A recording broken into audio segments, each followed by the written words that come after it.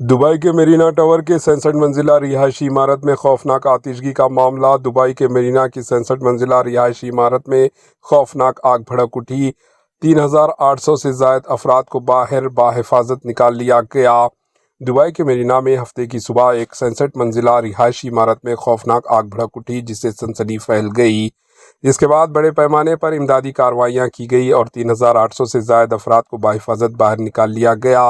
حکام نے تصدیق کی ہے کہ اس واقعے میں کوئی جانی نقصان یا زخمی ہونے کی اطلاع نہیں ملی۔ یہ آگ مرینا پینیکل، جسے ٹائیگر ٹاور بھی کہا جاتا ہے، اس نامی عمارت میں آگ نے اپنی لپیٹ میں لے چکی تھی۔ خلیجی ٹائمز کے مطابق دبئی سول ڈیفنس کی ٹیم نے 6 گھنٹے تک مسلسل جدوجہد کے بعد آگ پر قابو پایا۔ ماہر فائر فائٹنگ اور ریسکیو یونٹس نے 764 فلیٹس میں مقیم 3820 افراد کو کامیابی سے باہر نکالا اور تمام افراد کو بمحفوظ مقام پر منتقل کیا گیا۔ ہفتے کی صبح بتایا کہ تمام افراد کی منتقلی بغیر کسی واقعے کی مکمل ہوئی۔ عمارت کے آس پاس اب بھی دھواں نظر آ رہا ہے، جو کہ کولنگ آپریشنز کی وجہ سے ہے۔